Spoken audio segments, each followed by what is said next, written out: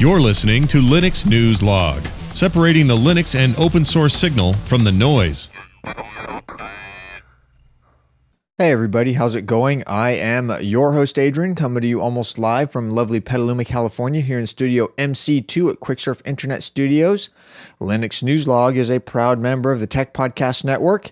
If it's tech, it's here. Do feel free to head on over to techpodcast.com and check out all the other technology-related shows over there as well. I'd like to encourage everybody, if you have not already done so, please do subscribe to the show. It helps support the show and helps pay for the bills. If when the time comes where I have sponsors for the show, if I can show them that I have consistent downloads in my audience base, then that helps me keep the show going. If you're new to the show, thank you for stopping by and checking the show out. Please do stick around. For those of you who are subscribers and have been for quite some time, thank you for staying subscribed.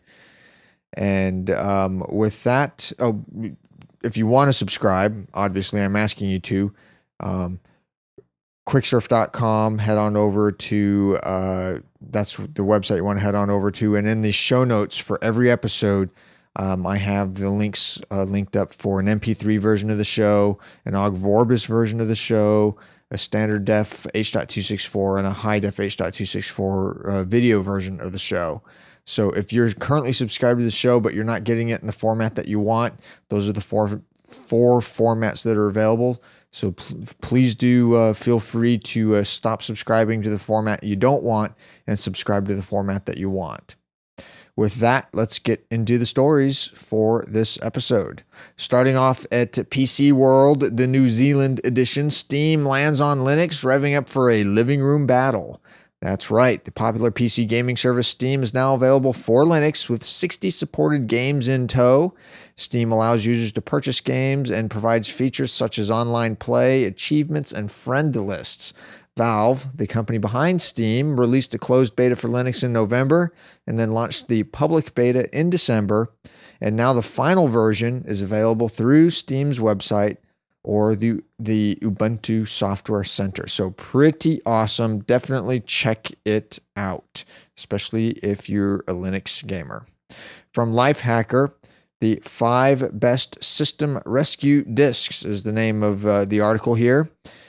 Pretty neat. They've got listed here the Trinity Rescue Disk, Hiron's Boot CD, the Ultimate Boot CD, Knoppix. Remember Knoppix way back in the day? Oh, yeah. System Rescue CD is the last one. And so they've got a nice little quick rundown of each one of those. If you're looking for a rescue disk, definitely something you want to look into for sure. From PC World in their Linux line, the Linux and Open Source News and Advice blog, two Linux tablet projects take a step forward. Between the tiny PC phenomenon and the growing number of PCs shipping with Linux preloaded over the last year, there's been no shortage of hardware announcements for Linux fans. It's been a little less active on the tablet front, but just this week, two separate announcements emerged about the Linux tablets we've been waiting for. So, quick rundown of the basics. The PengPod, it's now shipping. It was a Kickstarter-funded project. They were looking for $49,000. It pulled in $72,000. They didn't make the January shipping goal that they wanted, but It's rolling now, so expect things to ship late in February. It's basically a 7 or a 10-inch tablet as well as a mini PC. All of the models that they have the all-winner A10 system on a chip. So pretty nice. The 7-inch starts at $120. It has a capacitive touchscreen, a gig of RAM, 8 gigs of flash, speakers, and front-facing camera. The 10-inch is a higher resolution display. It starts at $185, and the $85 Peng Stick is a 3.5-inch mini PC with 1 gig of RAM and 4 gigs of flash storage. So pretty interesting.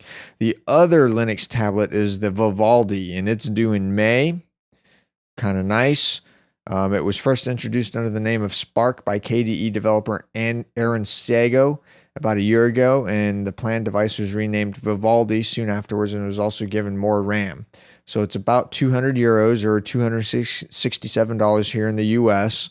It'll be powered by Mercore and KDE's Plasma Active. They haven't finished the specs on it yet, but expect it to be a pretty sweet little portable machine. There's a follow-up story to this in IT World Canada on the Linux PengPod tablet. They're saying the 1000 is currently shipping. Also from PC World in the Linux line blog, 2 Ubuntu Linux versions can now work with Secure Boot. That's right, 2 versions. Awesome. So there's been, obviously a lot of strife and heartburn and all kinds of just drama going on around the Windows Secure Boot and how you're going to get Linux to run on a Secure Boot system. Well, now there are two versions of Ubuntu that can work with Secure Boot. Definitely check it out if you are a Ubuntu user. From InfoStore, Intel to launch SSD cache acceleration software for Linux. They're currently offering a flash acceleration software for Windows, but the company is assuring Linux shops that the company hasn't forgotten about them. So pretty interesting. Be definitely checking this out. Obviously it's got to be worth the cost and your speed increase. And that's it for this episode. As always, thank you for watching and or listening. If you would please kindly do so, subscribe to the show. You can do that by visiting us online, quicksurf.com. And I've got all the subscribe links for each of the episode formats listed up there. If you've already subscribed, thank you for subscribing. You can shoot me an email, linux@quicksurf.com. And with that, I will see all of you on the next episode. See you then. Bye.